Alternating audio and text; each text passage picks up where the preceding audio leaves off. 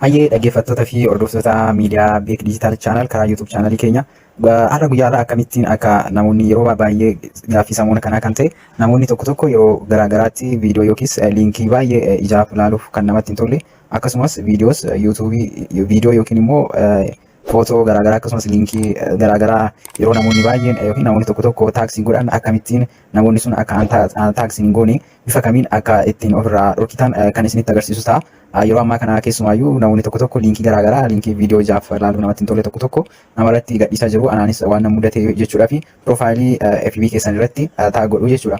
Kanaafuu rakkoo kana akkamitti akka hambisuu dandeessan kan isinitti agarsiisu ta'a. Aga xumuraa qophii kiyyaatti aga na wajjin turtan isiniin jechaati. Dursa karaa YouTube chaanalii keenyaa bifa kanaan bifa kanaan nu hordofuu dandeessu. Karaa YouTube chaanalii keenyaa jalqaba wanti gochuu qabdan bakka search on YouTube jettu kanarratti qubee guddaadhaan barreessitu jalqaba Beek jettanii kan sana booda digital jettanii kan sana booda channel jechuudhaan channel jettanii qubee walirraa raasitanii xiqqoo akka ani barreesse kanatti jechuudha 377 yookiin immoo 377 jechuudhaan YouTube channelii kiyyarra search gootu. YouTube channel kana erga search gootaniin booda Beek Digital Channel an jedhu kun dhufee jira. Isa gubbaarra jiru kana Beek Digital Channel an jettu kana asii gadi irratti qacuudhaan yookiin immoo subscribe isheettu kana tuquudhaan subscribe gochuudhaan full notification ringii mallattoo fakkaatu kana tuquudhaan all notification isheettu kana cuqaasuudhaan karaa YouTube channel keenya nu hordofuu dandeessu jechuudha. Egaa subscribe gootanii booda hundasaa kan isinitti agarsiisu ta'a. Sana booda karaa jalqaba irratti wanti isin gochuu qabdanii FB yookiin Facebook official keessanii cuqaasu FB keessan irratti erga cuqaastanii booda mallattoo keessanittiin isin fida. As karaa profiiliin keessan jiru kana dootii sadii kan qabdu kanarratti cuqaastu yookiin kilik gootu. Erga ishee irratti gadi kilik gootanii booda wanti isin gochuu qabdanii mallattoo kana jala isinii fida. Sana booda setting and privacy kan jettu kun jirti. Setting and privacy kan jettu kanarratti cuqaasuudhaan sana booda mallattoolee kana isinii fida. Sana booda wanti gochuu qabdan setting and privacy irratti erga tuqxanii booda setting isheettu kanarratti cuqaastu. Setting keessan kanarratti erga cuqaastanii booda anamma page dha waan ta'eef FB'n kiyya yoo normally professional Facebookis ta'e rakkoo hin qabu. Sana booda page keessan kanarratti cuqaastu jechuudha. Personal information keessan yookiin waa'ee keessan ilaalchee information dhuunfaa keessan yookiin security keessan wanti hundaallee asirra jira yookiin hundumti isaa asirra jira jechuudha. Guyyaa irraatiif kan isinitti agarsiisu waa'ee page tagging namoota isin godhan akkamitti ofirraa dhorkuu akka dandeessan qofa isinitti agarsiisa. Kan biroo immoo yeroo biraa kan isiniif share godhu jechuudha. Kun hundumtuu akka ilaaltanitti information mataa keessanii as keessa wanta isin barbaachisu hundayyuu sirreeffachuu kan dandeessanidha. Jalqaba irratti page and tagging isheettu kana sirreessitu jechuudha. Page and tag kan jettu kun jirti. Ishii kanarratti cuqaasuudhaan kan azalaa sirreessitan jechuudha. Mee nama page and tagging kan jettu kanarratti nan cuqaasaa jechuudha. Page and tagging isheettu kanarratti erga cuqaase booda mallattoolee kana naaf fidaa jechuudha. Jalqaba irratti viewing and sharing kan jedhu jira. Who can see what others post jedhee mallattoolee kana hundi isaan jira jechuudha. Kanaafuu namoonni taaksiin godhan mallattooleen asirra jiran kana hunda isaa seeraan secured gochuudhaan ofirraa dhorkuu kan dandeessan ta'a jechuudha. Jalqaba irratti who can post on your page jedha. Eenyu page kee irratti yookiin immoo professional Facebook kee irratti post godhuu jechaa jira. Kanaafuu ati yoo fakkeenyaaf ana qofa jeewwatte only me isheettu kana who can post on your page jedhu kanarratti cuqaasuudhaan cuqaasname amma erga cuqaasteen booda who can post on your page jedha. Page kee kanarratti eenyu post godhuu jechaadha. Yoo only me jette ani qofni posting godhaa kan jettudha. Everyone yoo jette immoo namni isa kanarra kaawwachuu dandeessa jechuudha. Everyone can post on my profile jechuudhaan profile kiyya irratti namoonni hundiyyuu post godhanii yoo jette everyone irra kaawwattaa jechuudha. Lakkii namoonni hundumtu immoo FB yookiin profile FB kiyya irratti posting godhii yoo jette immoo only me jettu kana irratti gadi tuquudhaan isa irra kaawwattaa jechuudha. Ani gaariidha kana yaadu isa kana yoo only me jette gaariidha. Ati qofti yoo profile kiyya irratti post goote gaariidha. Yoo barbaadde immoo argochuu barbaadde system kan biraan jira booda isinitti agarsiisa isa tuquu dandeessu jechuudha. Inni waan hundaafuu gaariidha yaada ati yoo filatte kana keessa tokko godhachuu dandeessa jechuudha. Sana booda inni lammaffaan immoo duubatti deebi'uudhaan who can see what others post on your page. Page kee irratti kanati namoonni biraa post godhan eenyu ilaaluu kan jedhudha. Namni biraa irratti post gochuu danda'a.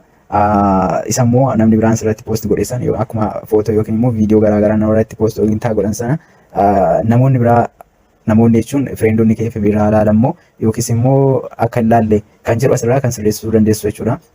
Namni hundumtuu waa ilaalu yoo jette everyone isheettu irratti galchuqaasuudhaan everyone isheettu irra kaawwachuu dandeessaa. Lakki namoonni biraan ilaaliin ani qofti dura ilaaluun qaba yoo jette immoo only me isheettu kanarratti tuqaasuu dandeessaa jechuudha. Yookaan what others post on your page jedhu kana ani gaariidha kana yaadu everyone yoo jettan nama hunda ilaala. Kanaafuu jalqaba yoo review goote gaariidha. Kanaaf only limii yoo jette kun baay'ee gaariidha yaada. Kanaaf isin immoo akkuma fedha keessanii everyoonis only limis irra kaawwachuu dandeessu jechuudha. Ani garuu only limiin jedha. Ani yoo laalii gaariidha. Sana booda review gochuu waan danda'uuf carraa biraa waan qabuuf isatti fayyadamuu danda'a jechuudha. Kan biraa immoo inni sadaffaa irra jiru immoo allow others to share your posts to their stories. Namoonni biraa story kee irratti akka share godhanii allow gochuu barbaaddaa jechaa jira asirraa. Inni kun gaariidha. Dheedhuma yaada yes yoo ta'an gaariidha. Story kee irratti akka share godhaniif eeyyamii fi HRC allow others to share your posts to their story yoo jechuun ati profaayilii story kee namoonni biraa share yoo godhatan yoo ta'e yes jechuu dandeessa jechuudha.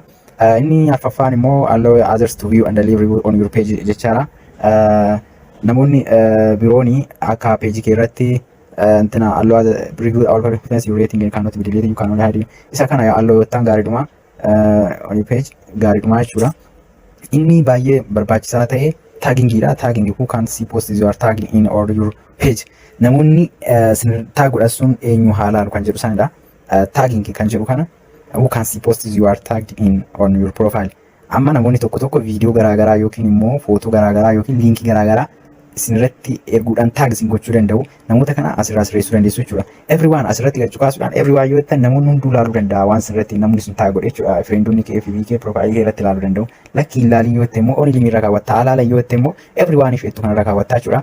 Kanaaf gaariidha dhee kana yaadu namoonni biraa akka taag isin gooneef only limii isheettu kana yoo tuqxan baay'ee gaariidha jechuudha.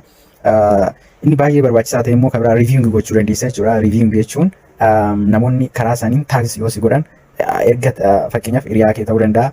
Hiriyaan kee tokko FB kee irratti yoo taaksii godhe poostii isaa jaalatte yoo ta'e gaariidha yoo ta'e add godhachuu dandeessa. Gaarii miti yoo ta'e immoo hide gochuu dandeessa yookiin dhoksuu dandeessa jechuudha. Kanaaf reviewing kana yoo maal goote gaariidha yoo cuf bante gaariidha jechuudha. Akkasitti yoo bante onirra yoo kaawwatte gaariidha. Situ si harka jira jechuudha. Eeyyamte yookiin immoo eeyyamus dhiisuu dandeessa jechuudha. Inni kan biraa review what others people see on your page. Baqa isa kanas yoo bante gaariidha jechuudha. Review erga gootee booda laaluu jechuudha malee namni kamiyyuu laaluu hin danda'udha. Inni dhumarraa review posts you are tagging before the post appears on your page. Baqa inni kunis immoo baay'ee murteessaadha. Osoo wanti namoonni taaksii godhan sun osoo profaayilii kee irratti hin mul'atin review gochuu dandeessa yookiin dursitee erga ati eeyyamteen booda laaluu danda'u jechuudha. Kana yoo bante gaariidha jechuudha. Akkasitti review posts you are tagging isa kana yoo bante gaariidha jechuudha.